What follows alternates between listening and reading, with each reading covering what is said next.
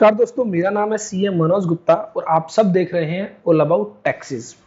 लोगों के लिए एक बहुत ही गुड न्यूज़ है।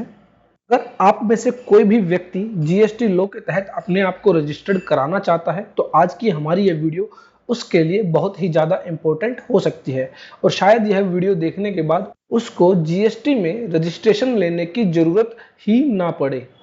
तो दोस्तों, आपको यहाँ पर 1 अप्रैल 2019 से जीएसटी लॉ के तहत रजिस्ट्रेशन लेने की जरूरत नहीं है। इसके रिगार्डिंग नोटिफिकेशन इशू की गई है, notification number 10/2019 of central tax.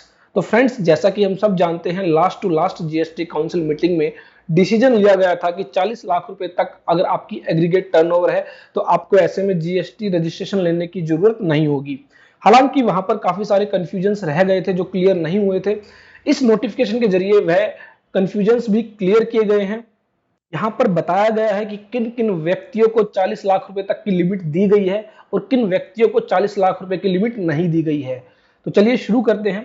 In exercise of the power conferred by section 2 of section 23 of the central goods and service tax act on the recommendation of the council hereby specifies the following category of person as the category of person exempt from obtaining registration under the said act।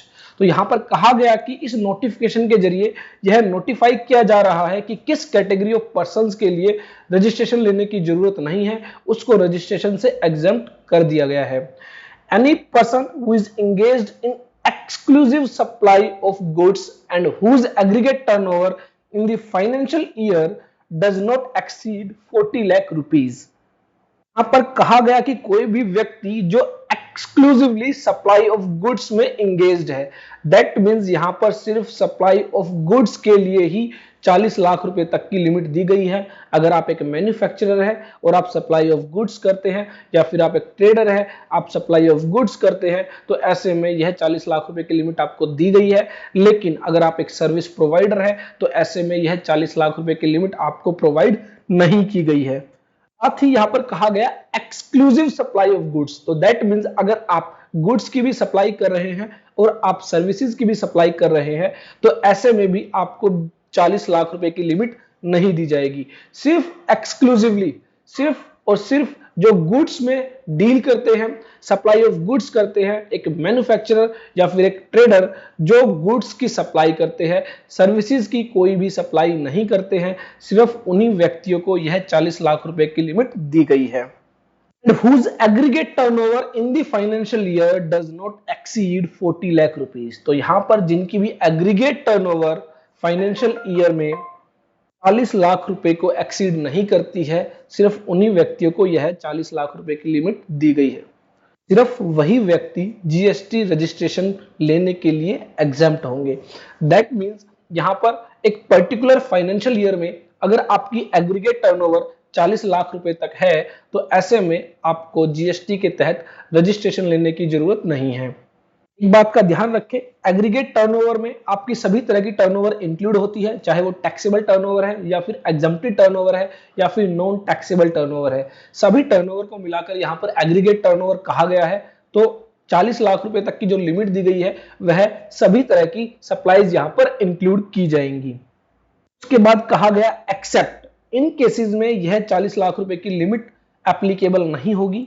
Number 1, person required to take compulsory registration under section 24 of the said act. तो यहां पर कहा गया कि किसी व्यक्ति को अगर सेक्शन 24 के तहत कंपल्सरी रजिस्ट्रेशन लेने की जरूरत है तो ऐसे में उन व्यक्तियों के लिए यह 40 लाख रुपए की लिमिट एप्लीकेबल नहीं होगी।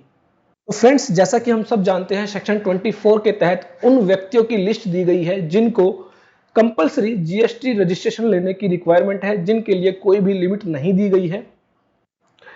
Notwithstanding anything contained in subsection 1 of section 22, the following categories of persons shall be required to be registered under this act। Person making any interstate supply, तो कोई भी व्यक्ति जो interstate supply, interstate taxable supply करता है उसको compulsory registration लेने की रिक्वायरमेंट है। तो यहाँ पर interstate supply that means one state to another state. Casual taxable person है तो उसको कंपल्सरी रजिस्ट्रेशन लेने की जरूरत है। कोई भी व्यक्ति जिनको अंडर रिवर्स चार्ज टैक्स पे करने की लायबिलिटी है, कोई भी व्यक्ति जिनको सेक्शन 9 सेक्शन 5 के तहत टैक्स पे करने की रिक्वायरमेंट है, non resident taxable person making taxable supply, तो कोई भी नॉन रेजिडेंट टैक्सेबल पर्सन जो भी टैक्सेबल सप्लाई करता है। उसके अलावा सेक्शन 51 के तहत जिनको भी टीडीएस डिडक्ट करने की रिक्वायरमेंट है, उनको कंपलसरी जीएसटी रजिस्ट्रेशन लेने की रिक्वायरमेंट है।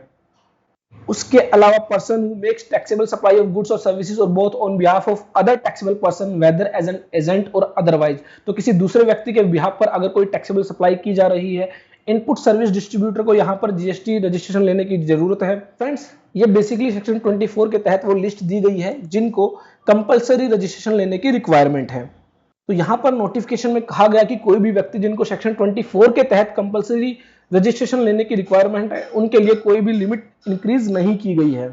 उसके अलावा person engaged in making supplies of goods the description of which is specified in column 3 of the table below, तो यहाँ पर एक टेबल दी गई है जिसमें बताया गया है कि अगर आप इन गुड्स में डील करते हैं तो आपको 40 लाख रुपए की लिमिट नहीं दी जाएगी। तो यहाँ पर बताया गया है ice cream and other edible ice whether और not containing cocoa, pan masala, all goods tobacco and manufactured tobacco substitutes. तो यहाँ पर इन गुड्स में अगर आप डील करते हैं, इनकी अगर आप सप्लाई करते हैं, तो ऐसे में कोई भी 40 लाख रुपए की लिमिट आपको नहीं दी गई है। Number 3, person engaged in making intrastate supplies in the state of Arunachal Pradesh, Manipur, Meghalaya, Mizoram, Nagaland, Puducherry, Sikkim, Telangana, Tripura, Uttarakhand. तो यहाँ पर अगर आप कोई भी इंट्रास्टेट सप्लाई कर रहे हैं तो ऐसे में 40 लाख रुपए की लिमिट आपके ऊपर एप्लीकेबल नहीं होगी। एग्जिस्टिंग लिमिट जो भी 10 लाख या 20 लाख रुपए की आपके ऊपर एप्लीकेबल होती है, वही आपके लिए एप्लीकेबल होगी। 40 लाख रुपए की लिमिट आपको नहीं दी गई है। यहाँ पर कहा गया कोई भी व्यक्ति जिन्होंने सेक्शन 25 सबसेक्शन 3 के तहत वॉलंटरी रजिस्ट्रेशन लिया है या फिर जो ऑलरेडी रजिस्टर्ड है और वह अपना जीएसटी रजिस्ट्रेशन कंटिन्यू रखना चाहते हैं, उनके ऊपर यह 40 लाख रुपए की लिमिट एप्लीकेबल नहीं होगी। फ्रेंड्स, यहाँ पर बेसिकली सेक्शन 24 के तहत जिनको भी कंपलसरी रजिस्ट्रेशन लेने की रिक्वायरमेंट है, उनके लिए यह 40 लाख रुपए की लिमिट एप्लीकेबल नहीं होगी। उसके अलावा स्पेसिफाइड गुड्स में अगर आप डील करते हैं, उनकी सप्लाई करते हैं, जिनमें बेसिकली एडिबल आइस, पान मसाला और tobacco and manufactured tobacco substitutes हैं, अगर आप उनकी सप्लाई करते हैं तो आपके केस में यह 40 लाख रुपए की लिमिट एप्लीकेबल नहीं होगी।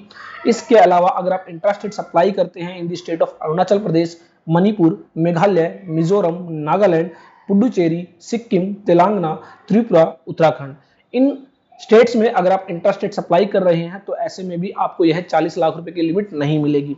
इसके अलावा सेक्शन 25 सबसेक्शन 3 के तहत अगर आपने वॉलंटरी रजिस्ट्रेशन ले रखा है या लेने वाले हैं, तो इन दैट केस भी आपके ऊपर यह 40 लाख रुपए की लिमिट एप्लीकेबल नहीं होगी। अगर आप एक बार जीएसटी रजिस्ट्रेशन ले लेते हैं और उसको कंटिन्यू रखना चाहते हैं तो यह 40 लाख रुपए की लिमिट आपके ऊपर एप्लीकेबल नहीं होगी। उसके अलावा अगर मैं बात करूं, अगर आप एक सर्विस प्रोवाइडर हैं तो सर्विस प्रोवाइडर्स के लिए भी यह लिमिट इंक्रीज नहीं की गई है। यह लिमिट सिर्फ उन्हीं व्यक्तियों के लिए इंक्रीज की गई है जो सप्लाई ऑफ गुड्स में डील करते हैं, जिनकी भी एग्रीगेट टर्नओवर फाइनेंशियल ईयर के तहत 40 लाख रुपए से ज्यादा नहीं होती है। उसके बाद लास्ट में बताया गया है this notification shall come into force on the first day of April 2019। तो 1 अप्रैल 2019 से यह नोटिफिकेशन एप्लीकेबल होगी। दैट मीन्स 31 मार्च 2019 तक के लिए आपकी जो एग्जिस्टिंग लिमिट है 20 लाख रुपए की या फिर 10 लाख रुपए की, वह एप्लीकेबल रहेगी। यह जो लिमिट एप्लीकेबल होगी वह 1 अप्रैल 2019 से एप्लीकेबल होगी। अगर कोई भी व्यक्ति जो जीएसटी लॉ के तहत रजिस्टर होना चाहता है तो उसको कम से कम 1 अप्रैल 2019 तक का इंतजार करना चाहिए। 1 अप्रैल 2019 के बाद यह लिमिट बढ़कर 40 लाख रुपए हो जाएगी और ऐसे में हो सकता है आपको जीएसटी लॉ के तहत रजिस्ट्रेशन लेने की जरूरत ना पड़े। आई होप फ्रेंड्स मेरी ये वीडियो आपके लिए यूजफुल होगी। देखते रहिए, लाइक करते रहिए, शेयर करते रहिए हमारे YouTube channel all about taxes को।